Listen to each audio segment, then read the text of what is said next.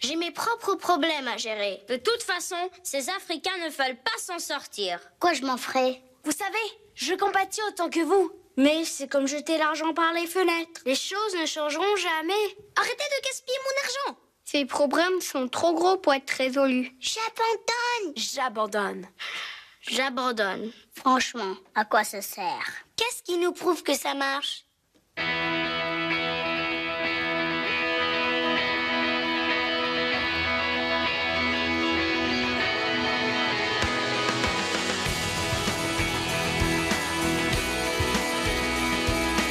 N'est-ce pas une preuve suffisante?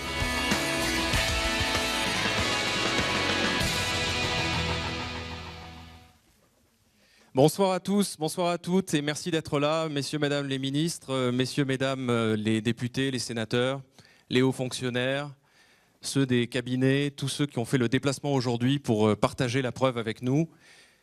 Peut-être que la première question qui vous vient à l'esprit après cette présentation, c'est « mais qui c'est qui vous a invité ? Qui est ONE ? Qu'est-ce que c'est que cette chose-là » Alors ONE, c'est une organisation non gouvernementale, c'est une organisation qui se bat contre la pauvreté dans les pays en développement. Et pour cela, nous utilisons deux armes. La première, c'est le plaidoyer. Et la seconde, ce sont les 2 millions de membres de ONE qui soutiennent ces actions à travers le monde. Alors ONE est arrivé à Paris il y a peu de temps. Et c'était inévitable. L'année où la France s'empare du G8, s'empare du G20 et peut montrer au reste du monde que le développement, c'est important et montrer du leadership sur la question de développement. Alors pourquoi est-ce qu'on est là aujourd'hui? Eh bien, vous connaissez tous les fameux éléphants blancs. Vous savez, c'est ces projets pharaoniques qui ont été financés par les pays riches. Dans les pays du tiers-monde, des projets qui se sont jamais terminés vraiment. On a cette route qui part et qui s'arrête au milieu de la brousse. On a cet hôpital flambant neuf qui n'a ni infirmière ni docteur. Alors dans un contexte budgétaire difficile, avec les difficultés qu'on sait dans tous les pays, ça devient presque insistant, ce son qui monte et qui dit mais finalement l'aide publique au développement, à quoi ça sert? À quoi ça sert? C'est inutile, c'est inefficace, c'est corrompu peut-être, enfin ça ne sert strictement à rien. Eh bien justement, on pense qu'il faut aller au-delà des clichés et au-delà des gros titres de la presse à scandale se cache une autre réalité et c'est cette autre réalité qu'on veut montrer avec Living Proof. Living Proof, c'est la preuve vivante, c'est la preuve que l'aide publique au développement, lorsqu'elle est bien utilisée, eh bien, elle fonctionne. Alors la preuve par les chiffres évidemment, mais aussi la preuve par les hommes et les femmes, les gens qui se cachent derrière les statistiques et pour lesquels la vie a été bouleversée, a été changée grâce à l'aide publique. Alors pour en parler ce soir, nous avons Bill Gates, qu'il est inutile de présenter évidemment à cette assemblée. Et avant que j'invite Bill Gates à prendre la parole, Bill Gates a tenu à inviter Esther Duflo, que vous connaissez tous, notre économiste française qui est professeure au MIT, qui dispose de la chaire Savoir contre pauvreté au Collège de France. Et Esther Duflo va nous raconter pourquoi la science économique montre que le développement, eh bien, ça fonctionne. Esther Duflo, s'il vous plaît.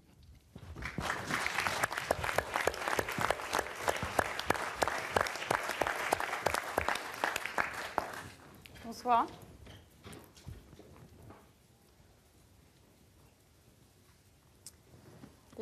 En 2010, le montant de l'aide américaine à l'Égypte était d'à peu près 1,5 milliard de dollars, 1,3 milliard d'aides militaires, 250 millions d'aides civiles.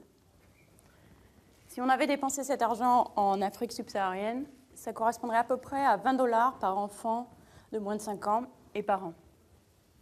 Avec 20 dollars, on peut vacciner cet enfant complètement, on peut acheter une moustiquaire à ses parents, et il restera pas mal d'argent à dépenser sur d'autres choses. Pour certains, c'est un signe que nos priorités sont fausses, qu'on aurait pu résoudre ces problèmes, les problèmes de cet enfant, si on avait voulu y mettre les moyens. Et pour d'autres qui sont plus sceptiques, comme Dambisa Moyo ou Bill Oesterle, au contraire, c'est simplement une caricature de problèmes généraux qu'on reçoit avec l'aide, qui est que l'aide n'est en général pas utile pour le développement. Les sceptiques de l'aide montrent en général ce type de graphique qui montre la croissance de l'aide depuis les années 60, alors que le PIB, lui, est resté à peu près stagnant au cours des années 60. Et dit c'est bien une preuve que l'aide ne fonctionne pas. On ne sait pas ce qui se serait passé s'il n'y avait pas eu d'aide. Peut-être que le PIB aurait baissé, ou peut-être qu'il aurait augmenté, que l'aide, en fait, est pernicieuse. Et puis, il y a d'autres nombres aussi, comme par exemple l'espérance de vie, qui a énormément augmenté pendant la même période. Peut-être que ça, c'est un succès de l'aide. Au total, on est vraiment bien incapable de dire, en regardant juste cette grande question, est-ce que l'aide marche? C'est juste une question qui n'est pas très bien définie. Parce que l'aide, c'est beaucoup de choses, c'est beaucoup de questions. Et puis, il n'y a qu'une seule Afrique. Et donc, quand on parle d'aide, on peut juste dire, oui, on est comme le médecin du Moyen-Âge avec ses sangsues. Peut-être que ça marche, peut-être que ça ne marche pas. On fait un argument dans un sens, on fait un argument dans l'autre sens. Pour être un peu précis, pour pouvoir répondre à ces questions, il faut passer de la question de l'aide avec un grand A, ou tout en majuscule, à la question des projets qui sont financés par l'aide, des politiques qui sont financées par l'aide. Et je voudrais prendre quelques exemples de questions qui maintenant sont beaucoup plus auxquelles on peut répondre. D'abord, la question de la vaccination. Vacciner un enfant, c'est le moyen le plus sûr et le moins cher de sauver sa vie. Il y a beaucoup d'argent est dépensé sur ce sujet, y compris par la Fondation Gates. Et pourtant, aujourd'hui, 25 millions d'enfants au moins chaque année ne reçoivent pas les vaccinations essentielles. On peut appeler ça un problème du dernier kilomètre. La technologie est là, les infrastructures sont là, et pourtant, les choses ne se font pas. Deuxième question, la question du paludisme. Le paludisme tue presque 9000 personnes par an, essentiellement en Afrique subsaharienne, essentiellement des enfants. Les chercheurs travaillent à un vaccin contre le paludisme, qui serait effectivement la solution qui réglerait le problème, mais en attendant, les moustiquaires imprégnés d'insecticides permettent de réduire la contamination. Et de fait, si 50% des gens dans un village dorment sous une moustiquaire imprégnée, la contamination s'arrête. Pour l'OMS, par exemple, c'est un argument très puissant pour favoriser la subvention complète des moustiquaires. Donner des moustiquaires aux gens de manière à ce qu'il y en ait le plus possible disponible. Et pour d'autres, donner des moustiquaires n'est pas forcément une solution, puisque si on donne des moustiquaires aux gens, peut-être qu'ils ne se rendront pas bien compte de la valeur de la moustiquaire, et on verra des moustiquaires utilisés comme filet de pêche, comme ici. Quelle est la solution? On donne les moustiquaires ou on les fait payer? Troisième question, la productivité agricole en Afrique. La révolution verte a permis à l'Inde de passer d'un état de dépendance alimentaire à un état d'autosuffisance. Mais il n'y a pas eu d'équivalent de la révolution verte en Afrique, où la productivité agricole reste très faible. Comment favoriser une révolution verte pour l'Afrique? Toutes ces questions, c'est des questions qui sont maintenant bien définies. C'est des questions auxquelles on peut répondre en appliquant une méthode rigoureuse, une méthode scientifique, peut-être en s'inspirant des essais cliniques qui sont utilisés en médecine et qui ont fait passer la médecine de la période des sangsues du Moyen-Âge au XXe siècle et au XXIe siècle. Voyons comment ça marche sur ces quelques exemples. D'abord, comment vacciner les enfants? Cette belle région, c'est Udaipur, au Rajasthan, un district de l'Inde, où au moment où j'ai commencé à y travailler, 1% des enfants recevaient les vaccinations essentielles. Pourquoi les gens ne sont pas vaccinés? Pas parce qu'ils n'aiment pas leurs enfants. Les centres de santé cliniques sont vides, mais les hôpitaux, eux, sont surpeuplés. Il y a un problème d'information. Les gens ne se rendent pas forcément compte des bénéfices de la vaccination. Je tiens à dire que ce n'est pas un problème qui est limité aux pays en développement. C'est un problème qu'on a aussi dans nos pays. C'est un problème qu'on a aux États-Unis, par exemple, où la vaccination a été liée à l'autisme de manière injustifiée. Mais même si on est convaincu que quelque chose marche, il faut encore faire le pas, passer de l'intention à l'action. Or, passer de l'intention à l'action dans un pays comme l'Inde, par exemple, ça s'est rendu un petit peu difficile par le fait que les centres de santé sont souvent fermés. Et donc, si vous avez besoin de marcher 3 km pour trouver un centre de santé fermé, vous pourrez vous dire, oui, je vais plutôt le faire le mois prochain. Finalement, il n'y a pas d'urgence. Le coût est aujourd'hui, le bénéfice est dans le futur. Donc, on tente toujours à aternoyer. Alors, comment essayer de répondre à ces questions? Quelle est l'importance de ces facteurs relatifs? Eh bien, nous avons mis en place une petite expérience où on voit ici les villages de la région qui ont été alloués à 3 groupes. Dans un groupe, des campagnes de vaccination ont été menées une fois par mois. Et dans un autre groupe, en sus de ces campagnes de vaccination, une petite incitation sous la forme d'1 kilo de lentilles a été fournie aux parents qui venaient vacciner leurs enfants. 1 kilo de lentilles, c'est très très peu, mais ça permet de compenser le petit coût d'aujourd'hui par un petit bénéfice en face. Et les résultats sont tout à fait clairs. Les campagnes de vaccination qui permettent d'avoir une offre régulière font passer la vaccination de 6% à 17%. Et de rajouter les lentilles fait passer jusqu'à 38%. Alors, vous pouvez dire, mais est-ce qu'on peut vraiment se payer ces lentilles? Est-ce que c'est soutenable dans le futur? Alors, il se trouve que donner des lentilles, ça vous fait gagner de l'argent. Simplement parce que l'infirmière qui vaccine les enfants travaille plus. Donc, le coût par vaccination est plus faible dans les camps avec lentilles que dans les camps sans lentilles. Deuxième question, les moustiquaires. La question des moustiquaires, pour y répondre, donc, si vous vous souvenez de la question, c'est est-ce qu'il faut donner les moustiquaires gratuitement ou est-ce qu'il faut faire payer un petit peu les gens? Pour répondre à cette question, il faut être capable de répondre à 3 questions. D'abord, si on fait payer les moustiquaires aux gens, est-ce que les gens vont les acheter ou est-ce que ça va les décourager? Deuxièmement, s'ils les obtiennent gratuitement, est-ce qu'ils les utiliseront? Troisièmement, est-ce que les moustiquaires gratuites aujourd'hui vont les décourager d'acheter les prochaines moustiquaires dans le futur? Pour répondre à ces questions, une jeune chercheuse française, Pascaline Dupas, a mis en place une expérience où elle a simplement distribué des bons de réduction pour acheter des moustiquaires sur le marché à différentes personnes. Et ces bons de réduction étaient offraient des prix différents. Donc on peut comparer d'abord l'achat en fonction du prix de la moustiquaire. Et vous voyez que même à moitié prix, qui correspond à peu près à 3 $, le nombre de gens qui achètent une moustiquaire est autour de 20%. Donc le taux, même à une subvention partielle, réduit énormément l'utilisation des moustiquaires. Première question. Deuxième question, est-ce que les gens utilisent la moustiquaire? Ils semblent l'utiliser très très largement, qu'ils les payaient ou pas. Donc les filets de pêche que je vous ai montrés ressortaient de l'anecdote et pas de quelque chose de systématique. Troisième chose, est-ce que d'avoir reçu une moustiquaire gratuite vous habitue à recevoir des choses gratuitement? Il ne semble pas, puisque ceux qui ont reçu une moustiquaire gratuitement ont plutôt plus de chances d'en acheter une deuxième. Donc les gens s'habituent aux moustiquaires plutôt qu'aux dons. Troisième question, la productivité agricole en Afrique. Ce fermier est un fermier du Kenya qui prépare son champ pour installer du maïs. 20% des fermiers dans cette région utilisent des engrais. La révolution verte en Afrique, c'est en partie une question de nouvelles technologies, mais c'est aussi en partie une question d'utiliser les technologies qui existent déjà, comme les engrais.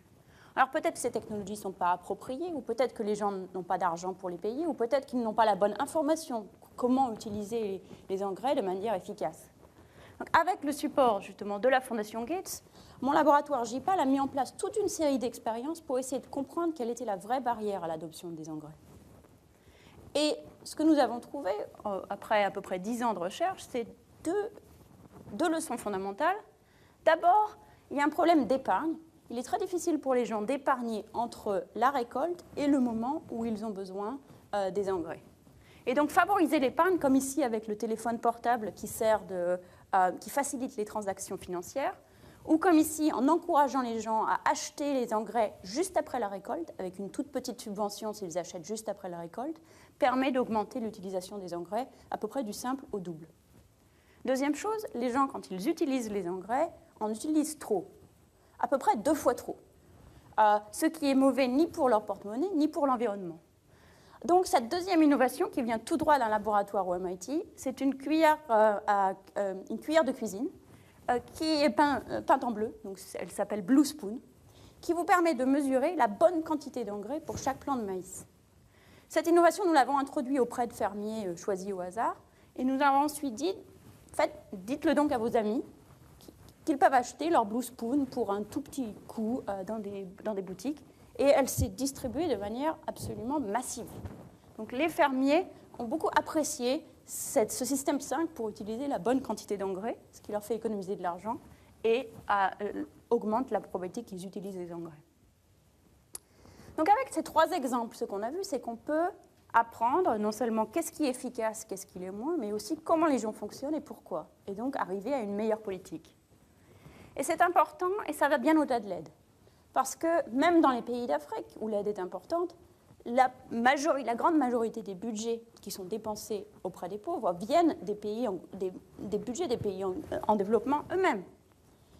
Donc avec une aide, si nous acceptons de dépenser de l'argent venant de nos pays et d'évaluer avec rigueur ce que nous faisons, nous pourrons servir de catalyste pour avoir une politique économique plus efficace, non seulement une politique d'aide plus efficace, mais une politique de développement plus efficace dans le monde entier. Montrer de la même façon, et de cette façon, l'aide peut jouer un rôle, peut révolutionner la politique sociale, de la même façon que c'est l'aide qui a été à l'origine de la Révolution verte dans les années 60-70. Et montrer l'efficacité de quelque chose, ça fait une différence. Par exemple, grâce à la démonstration de l'efficacité des traitements vermifuges, aujourd'hui, 20 millions d'enfants ont été vermifugés l'année dernière dans 26 pays, parce que les gens ont été convaincus de l'effet de cette intervention spécifiquement. Il ne faut pas se leurrer. On ne va pas éliminer la pauvreté d'ici 5 ans ou d'ici 10 ans. Il n'y a pas de solution miracle, on ne va pas en trouver. Mais de la même manière, il n'y a pas de solution miracle en médecine. Il y a juste un médicament, et puis un autre, et puis un nouveau vaccin, etc., qui, maladie après maladie, nous permet de sauver des millions de vies par an. C'est la même chose pour la lutte contre la pauvreté. On peut faire des progrès, problème par problème, de manière systématique. Ça prendra du temps, on ne va pas y arriver immédiatement, mais il n'y a aucune raison de ne pas faire le premier pas. Le cas moral n'est pas ambigu, il est clair. J'ai essayé de montrer que c'était pratique, c'était réalisable, et donc pourquoi ne pas commencer dans cette voie. Pour nous guider peut-être dans cela, je vais demander donc à Bill Gates de venir nous parler à la fois de son action et du reste de ce qui est fait dans nos pays.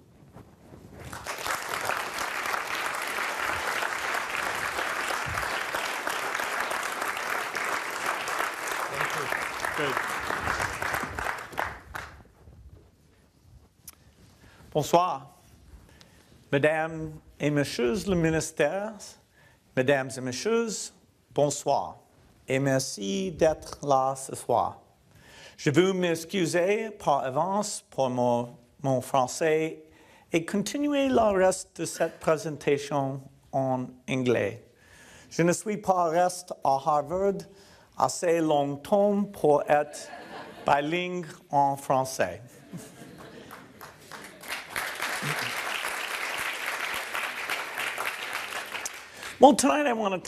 Ce soir, je vous propose de vous parler de l'aide et des grands succès remportés par l'aide lorsqu'elle est bien attribuée. Et pour commencer, quelques interviews que nous avons menées, des espèces de radio-trottoirs, Monsieur Tout-le-Monde, pour savoir ce que les gens savent sur les budgets consacrés à l'aide et leurs dimensions.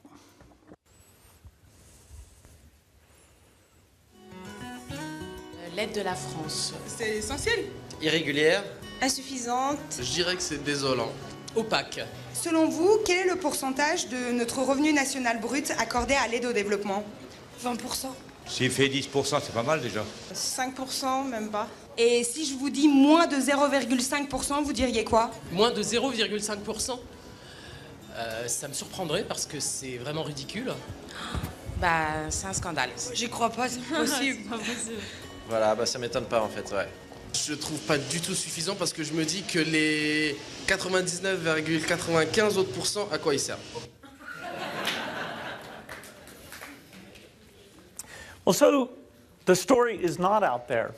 Donc les gens ne le savent pas. Dans la rue, on ne sait pas ce que sont les montants consacrés à l'aide.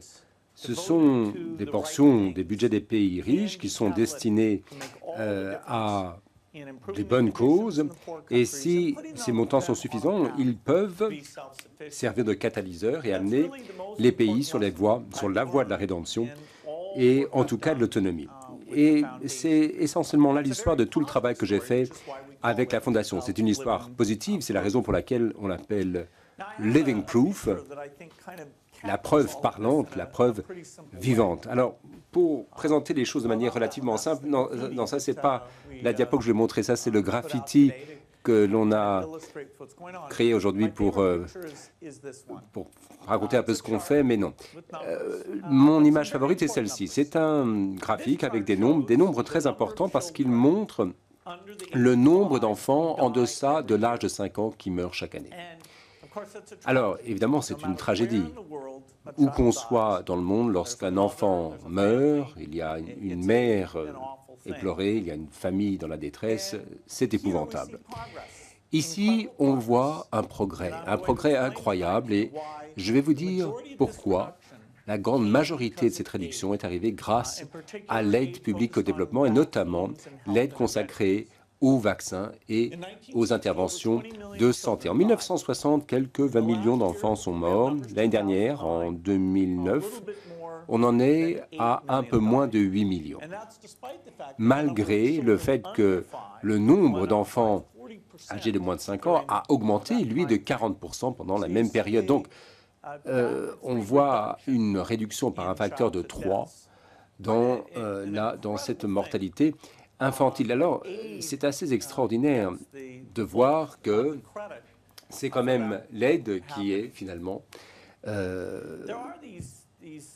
ce qui a permis d'arriver à ce résultat. Alors, il y a quand même pourtant un certain nombre de préjugés et il faut pouvoir les surmonter parce que pendant des périodes de restrictions budgétaires où on se demande à quoi va servir l'argent, on se demande finalement à quoi bon consacrer notre argent à l'aide. Il faut justement des exemples éclatants. Et avec mon épouse Melinda, lorsque nous avons voyagé à travers le monde, lorsque nous nous sommes rendus dans des pays pauvres, notamment en Afrique, nous avons vu beaucoup d'enfants malades, des enfants atteints de paludisme cérébral qui, si elle ne les tuait pas, les rendait invalides pour toute la vie. Et vous avez près de 20% des enfants en Afrique qui, touchés de ce paludisme, n'arrivent pas à évoluer correctement. D'autres, à cause de la diarrhée, ont également des problèmes de formation cérébrale et donc d'évolution imparfaite. Et avec mon épouse, lorsque nous sommes allés en Afrique, nous avons été frappés de voir qu'il y a très peu d'argent finalement qui est consacré à lutter contre cette maladie, notamment pour la fabrication, la distribution de vaccins. Il y a un vaccin pour lequel on ne dépense de vaccin de le rotavirus, pour lequel presque aucun investissement n'est consacré, de même que pour le paludisme. Et on s'était dit, ma foi, compte tenu des moyens relativement faibles qui suffiraient à obtenir de tels résultats, on s'est dit, voilà, c'est à ça que nous allons consacrer les efforts de notre fondation. Et c'est l'histoire de notre parcours. Depuis 2 ans et demi, je travaille dans cette fondation à temps plein, et ça me plaît tout autant que le travail que je consacrais à la technologie. Alors, à ce titre, il faut féliciter la France, parce que pendant de nombreuses années, la France a joué un rôle de leader. Dès le début de l'histoire des vaccins, l'histoire nous ramène déjà à l'Institut Pasteur, il y a plus de 100 ans. Lorsque ensuite le sida est apparu sur la scène, à nouveau, c'est au même Institut Pasteur que le virus du HIV a été du VIH plutôt a été isolé. Puis je lisais tout récemment un article sur les épidémies de paludisme en Afrique et comment les moustiquaires peuvent bloquer la propagation de la maladie. C'était encore un chercheur à Pasteur qui est responsable de ces découvertes. Et puis, Médecins sans frontières, depuis une quarantaine d'années, a su souligner les besoins de ces pays en faisant venir les talents grâce auxquels une telle différence est réalisée. Et c'est encore en France qu'on trouve le plus d'innovation dans la distribution, l'administration de l'aide. Il y a notamment la taxe United qui permet, grâce à une taxe sur les billets d'avion, de collecter des centaines de millions de dollars par an et là encore de faire une différence importante. Donc la France a de quoi être fière. Alors lorsqu'on examine le montant de cette aide, finalement, quel est ce montant? Finalement, il y a 2 façons de voir les choses. D'abord, on peut s'intéresser au pourcentage que cette aide représente par rapport au budget de l'État. Et cette mesure nous amène à un chiffre de 0,8%.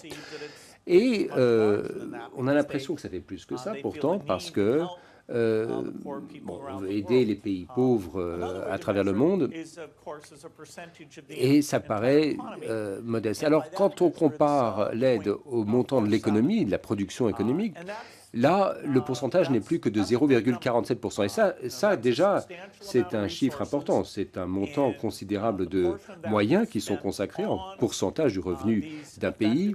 Et ce petit pourcentage peut véritablement avoir des résultats très importants par l'administration de programmes efficaces. Et ce qui est intéressant, c'est que la France a joué un rôle de leader pour amener d'autres pays européens à s'engager à faire passer ce taux actuel de 0,47% au montant de 0,7%, ce qui multiplierait par 1,5 le montant de l'aide et apporterait ainsi des montants d'aide considérables.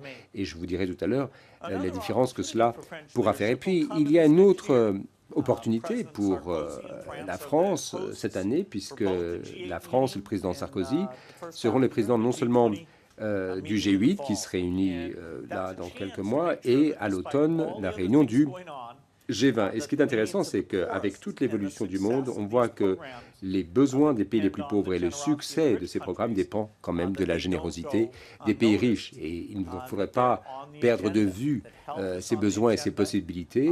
Ces réalités doivent rester dans l'actualité, aussi bien que la question de la crise alimentaire. Il y a une véritable crise qui ne fera que s'aggraver, sauf si les pays riches décident d'investir pour aider, favoriser la productivité des exploitants agricoles. Alors, c'est une question importante, c'est-à-dire qu'il faut que le public, que l'opinion publique du monde entier, mais notamment, bien sûr, dans les pays riches et en particulier en Europe, il faut que la population, que les électeurs comprennent les enjeux de l'aide, de sorte que leurs élus, de toute classe politique d'ailleurs, puissent apporter le budget à ce niveau d'aide suffisant, se rendant compte que c'est ce qu'il faut faire.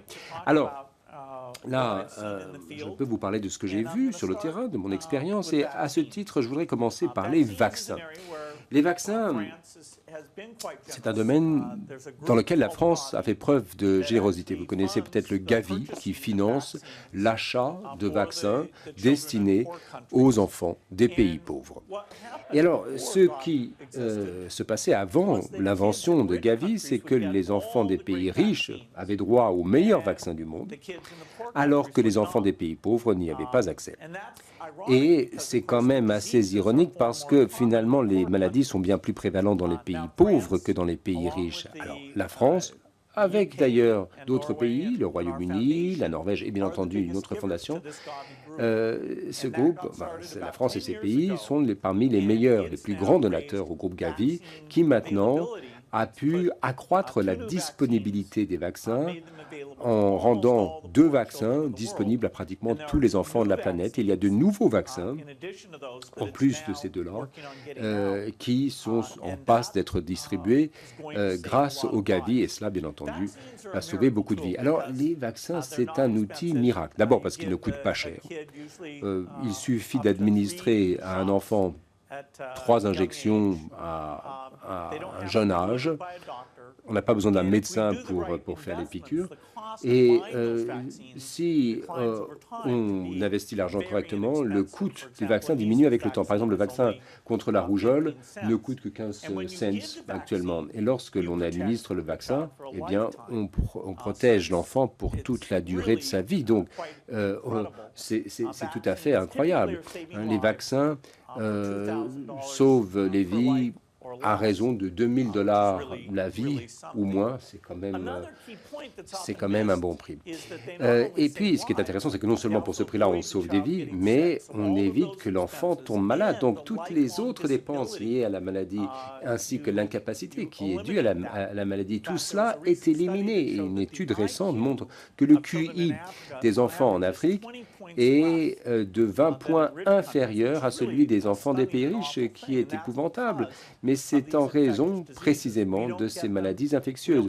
Nous ne les attrapons pas ici, ces maladies ne touchent pas les enfants en bas âge, les problèmes de malnutrition qui touchent tellement d'enfants, nous ne les connaissons pas, et il y a la différence donc sur le QI. Donc Les vaccins, c'est véritablement quelque chose d'exceptionnel. Je vais vous donner un exemple tout à fait concret. La variole.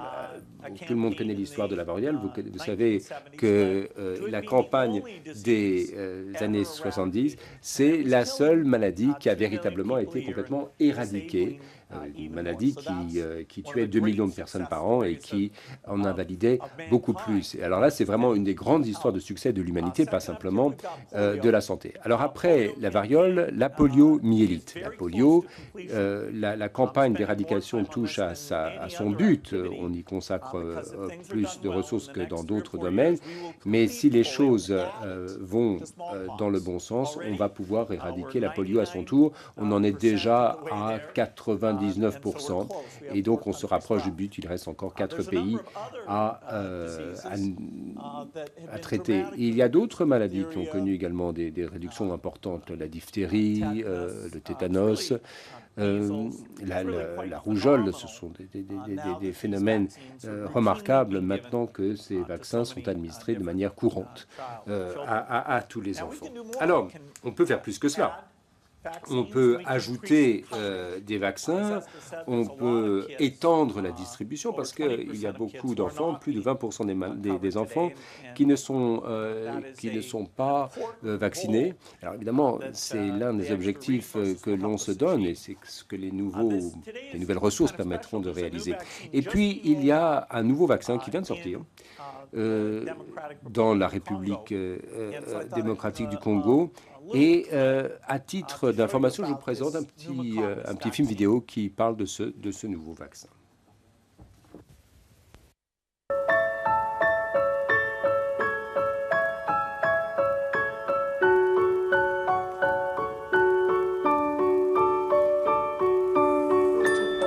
Samba Douara.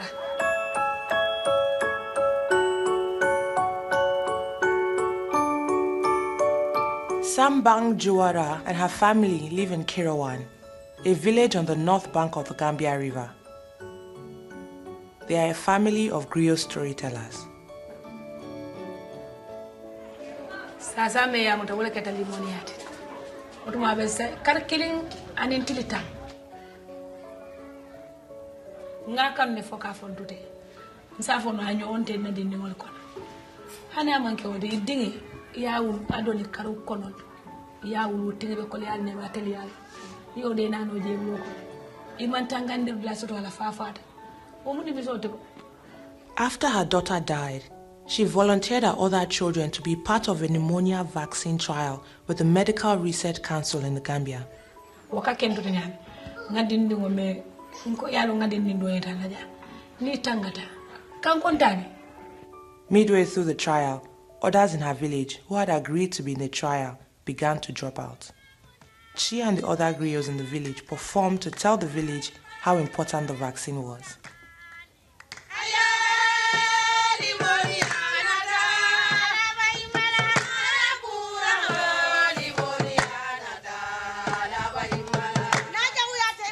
The griots performed the song all around the Upper River district of the Gambia. Families came and listened. The griots' efforts worked, and the families stayed in the vaccine trial. We have seen a dramatic reduction in invasive disease, pneumococcal disease, since then. The Gambian children are so well immunized. We're seeing more and more mothers come for immunization because they believe that vaccines are good for their children. The Gambia Ministry of Health now ensures that every child in the Gambia is vaccinated against pneumococcal diseases when they are born, so that more children can go to school and more communities can thrive.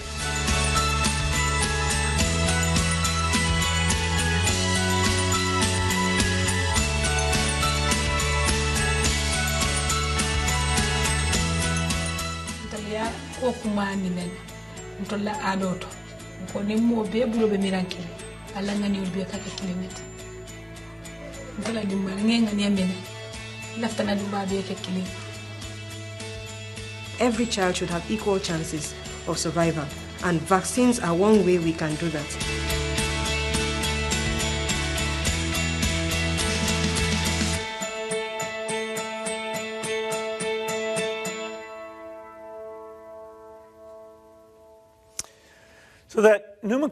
Donc on voit que ce vaccin contre le pneumocoque a été mis à la disposition des enfants des pays riches depuis plus de 5 ans. Et ce vaccin commence à être distribué dans des pays d'Afrique, mais grâce au financement qui va être apporté, bientôt ce vaccin sera disponible à tous les enfants du monde. On voit ici la cause de décès des enfants de moins de 5 ans. Alors là, à gauche, vous avez les maladies qui touchent les enfants en période néonatale, c'est une période évidemment cruciale. Puis ensuite, on voit que la pneumonie et la diarrhée sont les deux grands tueurs, les deux maladies qui tuent le plus d'enfants. Et puis, vous avez d'autres maladies infectieuses et on voit que la plupart des pneumonies peuvent être évitées grâce au nouveau vaccin. Et puis, il y a aussi un nouveau vaccin contre la diarrhée et qui permettra de réduire cette maladie-là, ainsi que d'autres maladies infectieuses. Donc, cela va avoir une incidence. Enfin, ces nouveaux vaccins à eux seuls, s'ils sont correctement administrés et distribués, permettront d'éliminer près de 17% des morts. Donc, au lieu d'avoir 8 millions, vous avez 17% de moins que les 8 millions. Donc là, c'est déjà un gain, bien sûr. Mais si on va au-delà, si on arrive à faire un vaccin contre le paludisme, vous allez pouvoir éviter 1 million d'autres décès. Donc, si l'argent est correctement investi,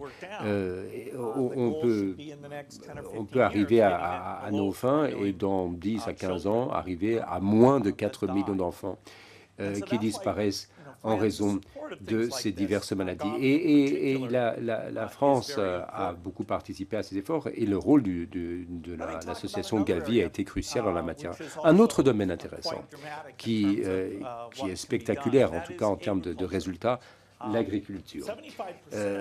Quelques 75% des pauvres de la planète sont des petits exploitants agricoles, des tout petits exploitants, au maximum 1-2 hectares de terres arables. Et la question alimentaire a été posée à l'ordre du jour du G20.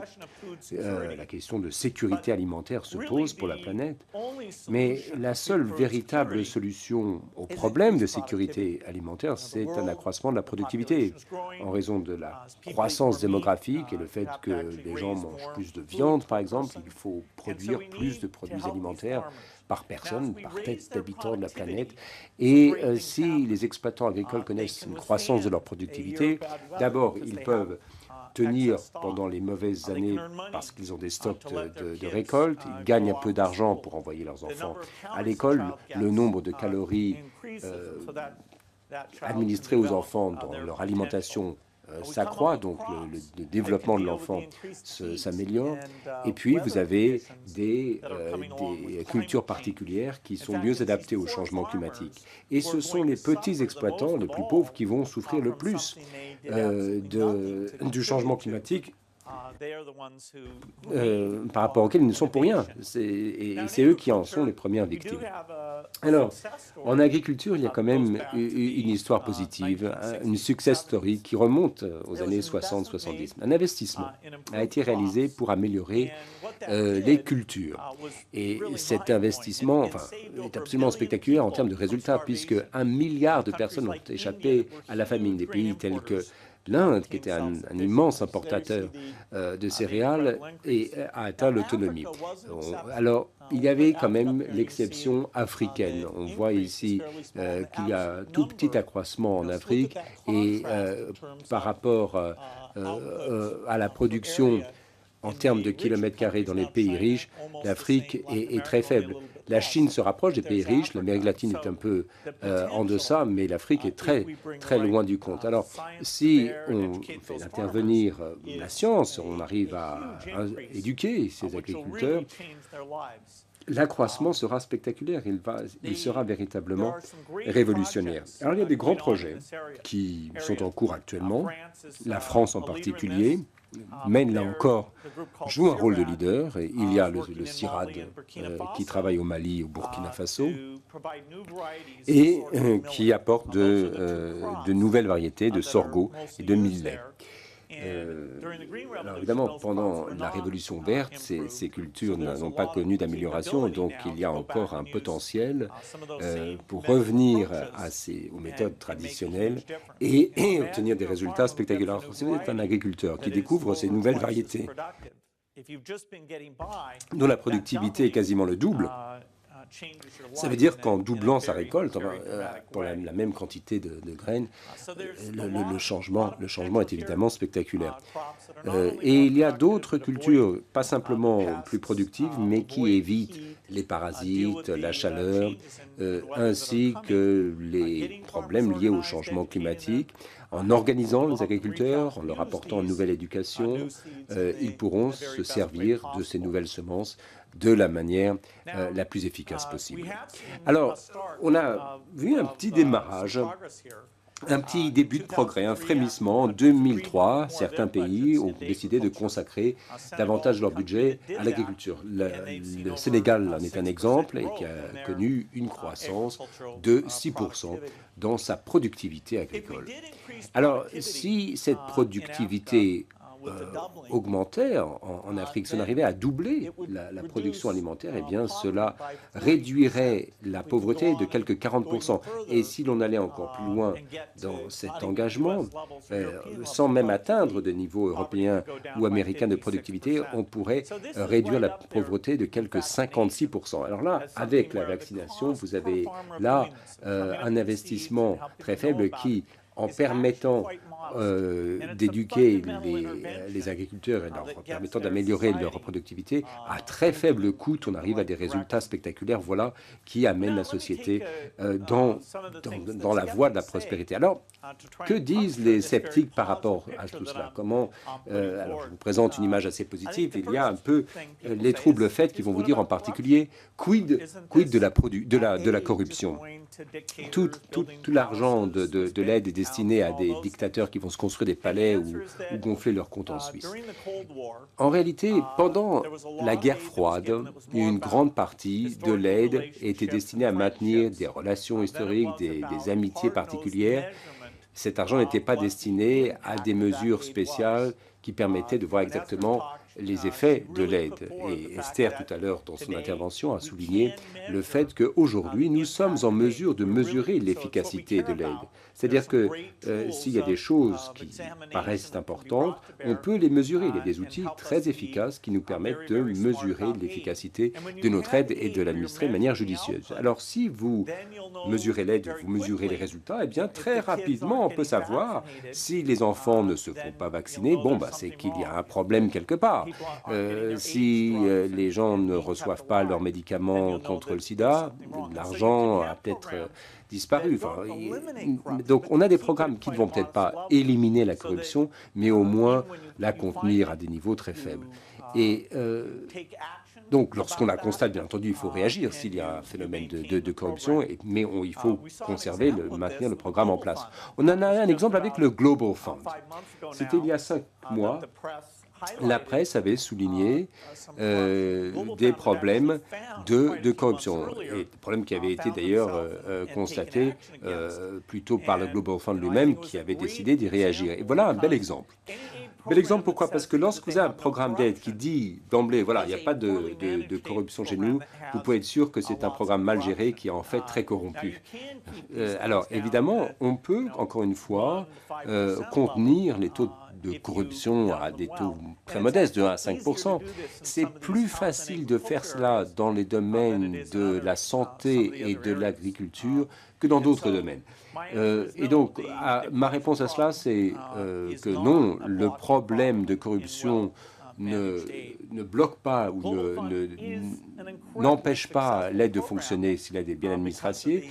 Et nos programmes sont couronnés de succès grâce à leur administration judicieuse. Autre exemple où la France a joué un rôle exemplaire, c'est le deuxième contributeur après les États-Unis. Chaque euro que vous, Français, versez est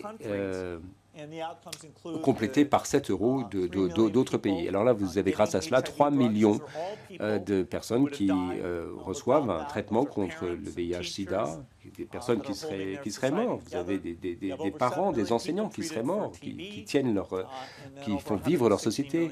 7,7 millions de traitements anti-tuberculose et 160 millions de moustiquaires. Donc c'est un succès absolument phénoménal qui est à la même hauteur que le programme de Gavi, l'association qui est très bien gérée et dont les actions sont véritablement efficaces. Autre question posée par les sceptiques, une question que je me posais moi-même d'ailleurs, et qui m'avait un petit peu retenu d'ailleurs, avant de me lancer dans ce domaine. Si on améliore la santé dans ces pays d'Afrique, le résultat des courses est peut-être pervers parce que vous allez avoir encore plus d'enfants qui vont peupler la planète, il y aura encore plus de pénurie alimentaire, de chômage, d'instabilité.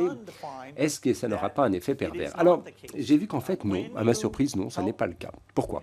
Parce que lorsque l'on améliore la santé des enfants, les parents très rapidement décident de réduire la taille de leur famille. Et vous avez des endroits dans le monde où la santé, le niveau de santé est excellent et la croissance démographique est faible, et à l'inverse, vous avez des pays où le niveau de santé est médiocre et la croissance démographique est élevée. Donc là, vraiment, il y a un rapport de cause à effet très visible, et ces programmes d'aide à la santé réduisent de manière spectaculaire la croissance démographique. Vous connaissez Hans Rosling, qui est un professeur de santé publique, qui avait très bien illustré les choses. Vous avez ici une diapo, on voit le nombre d'enfants par femme en abscisse, et en ordonnée, vous avez l'espérance de vie. Et on voit qu'au cours des années, à mesure que le niveau de santé s'améliore, on se repousse vers la gauche du cadran, c'est-à-dire vers un nombre réduit d'enfants. Et en 2007, vous avez 4 années de changement, de progrès dans la santé.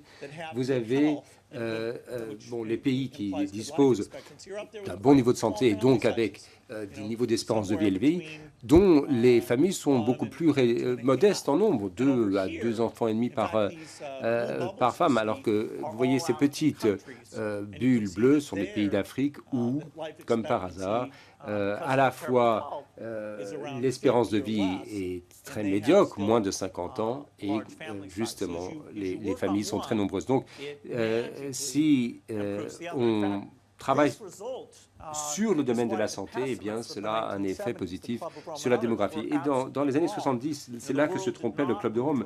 Le monde n'évoluait pas dans un état vers un état malthusien, même si dans certains pays très pauvres, vous avez une croissance démographique de 4% par an, même si on intéresse à l'environnement, à la stabilité, c'est des taux de croissance qui ne sont pas gérables, qui ne sont pas soutenables et qui doivent être contrés grâce justement à des mesures, notamment de santé publique. Autre question qui se pose.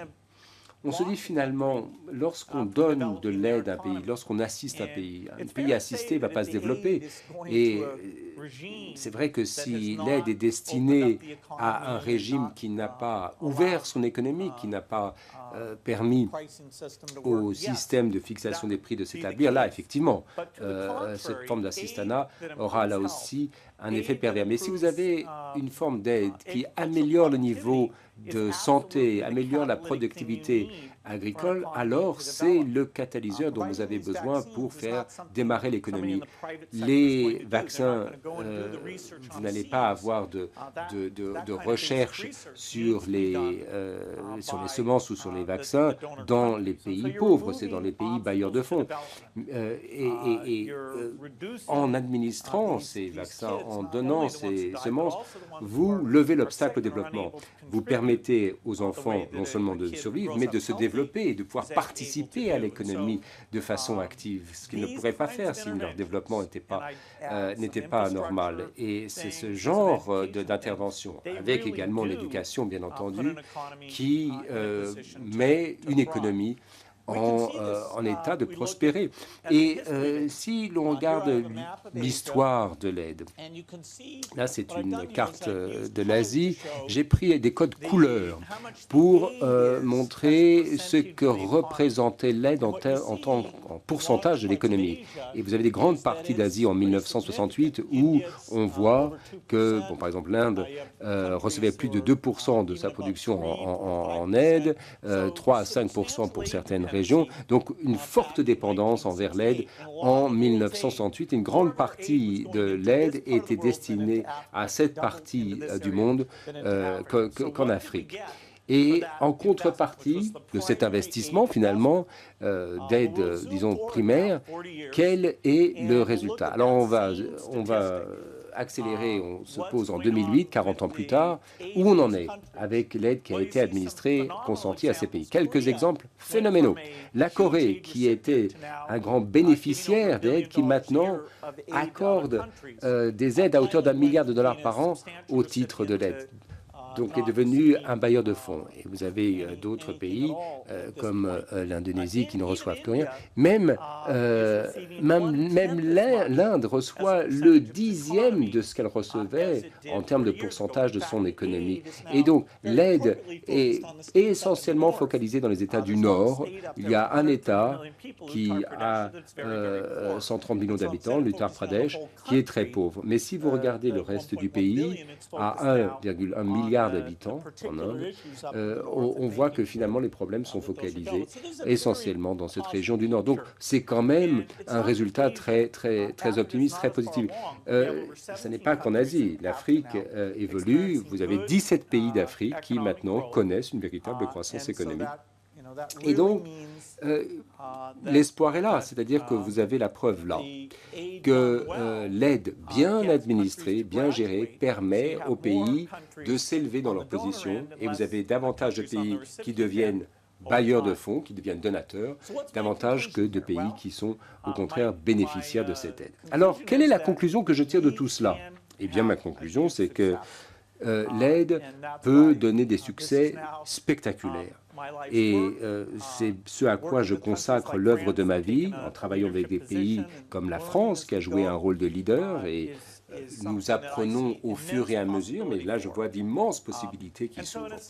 Et d'une certaine façon, je pense que la France peut être très fière du rôle qu'elle a joué dans ce domaine de l'aide. Je crois qu'elle peut en faire encore plus pour veiller à ce que son aide soit consacrée à ses programmes les plus efficaces.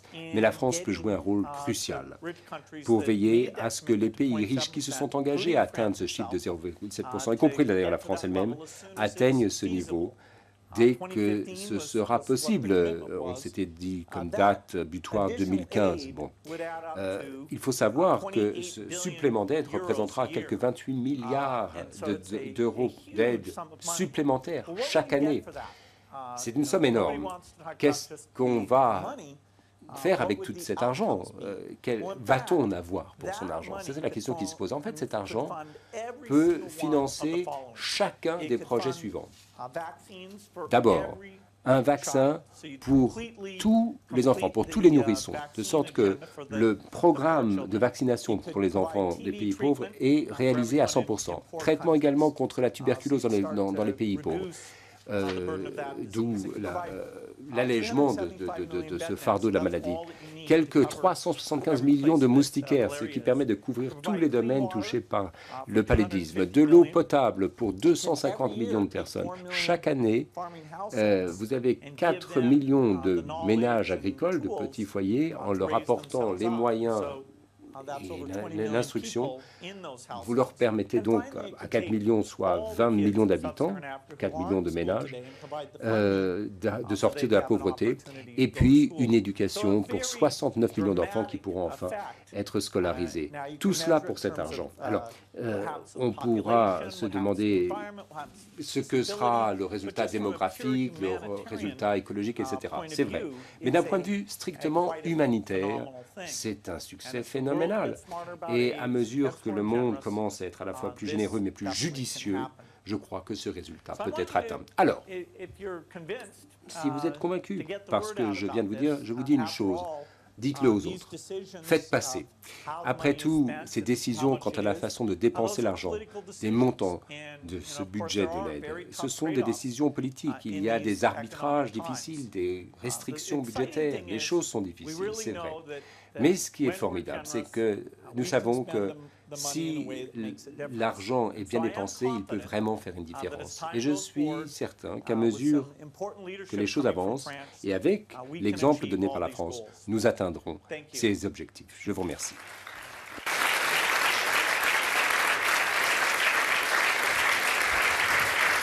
Good.